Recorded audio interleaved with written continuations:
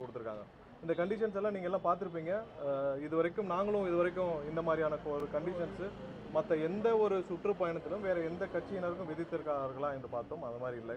அதில் ஒரு சில விஷயங்கள் நான் இங்கே சுட்டி காட்டணும்னு நினைக்கிறேன். ஸோ இதில் போட்டிருக்கிற அனைத்து கண்டிஷனும் பார்த்தீங்கன்னா ஒரு சாதாரண எந்த ஒரு வேறு எந்த கட்சியினருக்கும் இதுவரை போட்ட மாதிரி தெரியவில்லை. அதில் ஒரு சில விஷயங்கள் நான் இங்கே காட்ட விரும்புகிறேன். என்னென்னா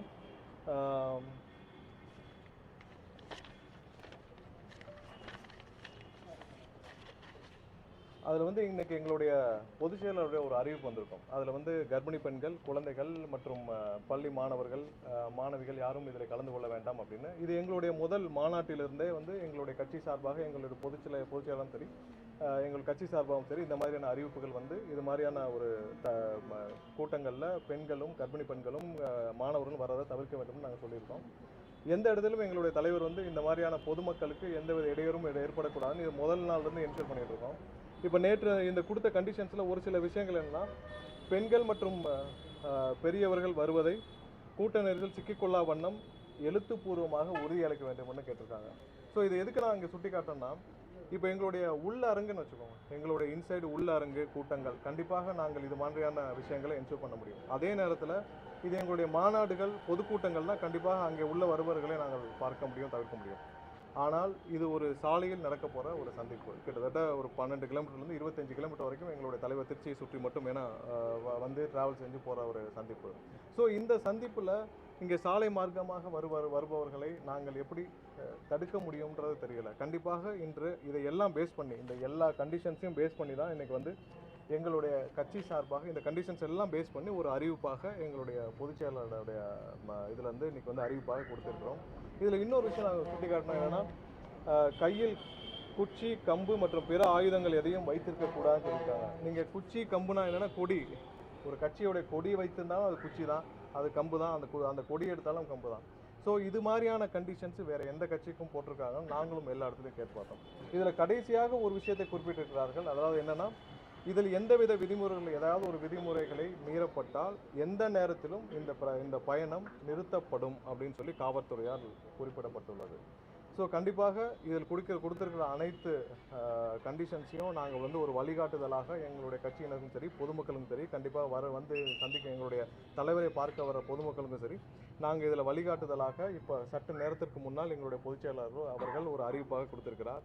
ஸோ இது கண்டிப்பாக இது ஒரு ஏழை மக்களின், ஒடுக்கப்பட்ட மக்களின் தலைவராக இருக்கக்கூடிய எங்களுடைய தலைவர் அண்ணன் விஜய் அவர்களின் பயணத்தின் எல்லா விதமான முட்டுக்கட்டைகளையும் இந்த அரசு போடுகிறது.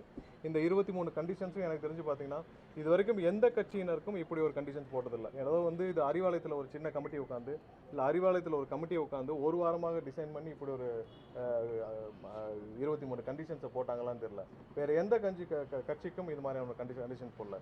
நாங்கள் அதே நேரத்தில் மற்ற கட்சிக்கு கொடுக்கப்பட்ட, இப்போ சமீபத்தில் அதிமுகவுடைய பொதுச் செயலாளர் சுற்றுப்பயணம் மேற்கொண்டு வருகிறார்.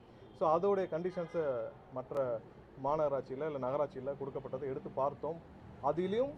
அதுவும் என்னிடம் இருக்கிறது. நான் இந்த பத்திரிகையாளர் சந்திப்பு முடிஞ்சவுடன் நான் அதையும் உங்களிடம் தருகிறேன். ஸோ அதுலேயும் கடைசியாக ஒரு சில இடங்களில் கொடுத்துருக்குறாங்க. எந்த கண்டிஷனும் இல்லை. நான் அதில் ஒரு சில விஷயங்களை மட்டும் சுட்டி காட்டுறேன். அதாவது பிரச்சாரத்திற்கு வரும் கூட்டத்தினை கட்டுப்படுத்த தகுந்த பாதுகாப்பு வழிமுறைகளை தாங்களே ஏற்படுத்திக் கொள்ளும்னு அதிமுகவுக்கு குறிப்பிட்டிருக்கிறார்கள் காவல்துறையினர். அடுத்ததாக என்ன சொல்றாங்கன்னா, வருகிற 2 சக்கர, 3 சக்கர, 4 சக்கர வாகனங்களை போக்குவரத்து அதிகம் உள்ள பகுதிகள் நிறுத்த வேண்டாம், இல்லாத பகுதிகள் நீங்கள் நிறுத்திக்கொண்டு சொன்னாங்க. என்ன கிட்டத்தட்ட, அதாவது திமுகவின் முழு ஆதரவோடு பாஜகவின் கூட்டணி கட்சியாக இருக்கும் அதிமுகவிற்கு திமுகவின் முழு ஆதரவோடு நடக்கிறது அதிமுகவின் கூட்டங்கள். அதே நேரத்தில் எங்களுக்கு முடிந்த அளவு எல்லா வகையிலான முட்டுக்கட்டையும் போடுகிறார்கள். இந்த அதிமுக கொடுக்கப்பட்ட கடிதத்தில் ஒன்று மட்டும் அவங்க குறிப்பிடல. என்னன்னா, உங்களுடைய பணி சிறக்க வாழ்த்துக்கள், உங்களுடைய பயணம் சிறக்க வாழ்த்துக்கள் தான் போடல. மற்றபடி அனைத்தும் அவர்களுக்கு சாதகமான கண்டிஷன்ஸை கொடுத்துட்டு எந்தவித நெருக்கடியும் அதிமுகவுக்கு கொடுக்கப்படவில்லை. இதே தான் நாங்களும் எங்களுடைய கண்டிஷன்ஸை நான் உங்களுக்கு இது பத்திரிகையாளர் சந்திப்பு முடிஞ்ச போது கொடுக்குறோம். ஆனால் எங்களுடைய தலைவர் எங்களுடைய கட்சியினருக்கு எந்த வகையிலும் காவல்துறையினருக்கு முழு ஒத்துழைப்பு கொடுக்க வேண்டும். காவல்துறை கொடுத்துள்ள அனைத்து வழிகாட்டுதலையும் நாங்கள் கண்டிப்பாக கடைபிடித்து இந்த பயணத்தை கண்டிப்பாக எந்த வழியிலும் கொடுக்கப்பட்ட விதிமுறைகள் எதுவும் மீறப்படாது. எங்களுடைய கட்சியினர் அனைவரும் அதை பின்பற்ற வேண்டும் என்று எங்களுடைய தலைவர் வழிகாட்டியிருக்கிறார். எங்களுடைய பொதுச்செயலாளர் அதுக்கேற்ப இன்னைக்கு வழிகாட்டுதலையும் வெளியிட்டிருக்கிறார். தமிழகம் முழுவதும் தமிழக அனைத்து மக்களின் ஆசையுடன் எங்களுடைய தலைவரின் சுற்றுப்பயணம் மிகவும் சிறப்பாக வெற்றிகரமாக நடத்தி முடிக்கப்படும். ஒட்டுமொத்த தமிழக மக்களுடைய ஆசையுடன் எங்களுடைய தலைவரின் அடுத்த 3 மாத சுற்றுப்பயணம் வெற்றிகரமாக நடத்தி முடிக்கப்படும். எவ்வளவு ஒடுக்குமுறைகள் வந்தாலும் தமிழக ஒட்டுமொத்த மக்களின் ஆசையுடன் எங்களுடைய தலைவரின் இந்த சுற்றுப்பயணம் வெற்றிகரமாக நடக்கும் என்பதை நாங்கள் இந்த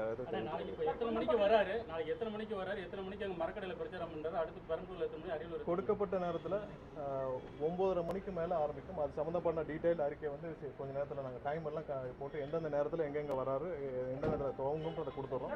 இன்னொரு 1/2 மணி நேரத்தில் அதை கொடுத்துட்றோம். இன்னொரு 1/2 மணி நேரத்தில் எங்களுடைய பொதுச்செயலாளருக்கு வந்து அந்த அறிவிப்பு வந்துடும். இல்லை, அந்த வழியாக செல்கிறார். நான் வழித்தடங்களும் சேர்த்து, ஏன்னா இப்போ தான் அரியலூரில் எங்களுக்கு கிடைக்கப்பட்டிருக்கு ஒரு சற்று நேரத்துக்கு முன்னே தான். ஸோ இது எல்லாம் சேர்த்து நாளைக்கு மொத்த பயண திட்டங்களையும் கொஞ்சம் சற்று நேரத்தில் எங்களுடைய பொதுச்செயலாளர் வெளியிட்டுருவார்.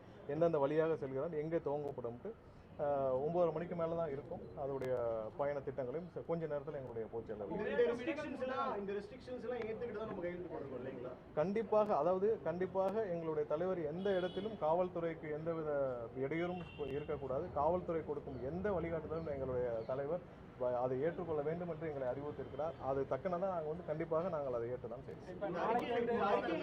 அறிக்கையிலேயே சிஎம் பத்தி சொல்லியிருக்காரு, நிறைய நெருக்கடிகள் கொடுக்குறாங்க. நீங்க கோர்ட்ல போய் சேலஞ்ச் பண்ணல? இல்ல, அது வந்து இவ்வளவு சேலஞ்சிங்கா இருக்குன்னா நீங்க ஆப்வியஸா கோர்ட் நாடி இருக்கலாம். இல்ல, கண்டிப்பாக இது அடுத்த கட்டத்திற்கு நாங்கள் எடுத்து, ஏன்னா ஒவ்வொரு இடத்துலையும் ஒரு இடத்திற்கு நீங்க சொல்றீங்கல்ல, ஒரு நாளைக்கு இந்த ஒரு நாளுடைய பயணத்திற்கு மட்டும் கிட்டத்தட்ட 12 நாட்களாக நாங்கள் போராடிட்டு வரோம்.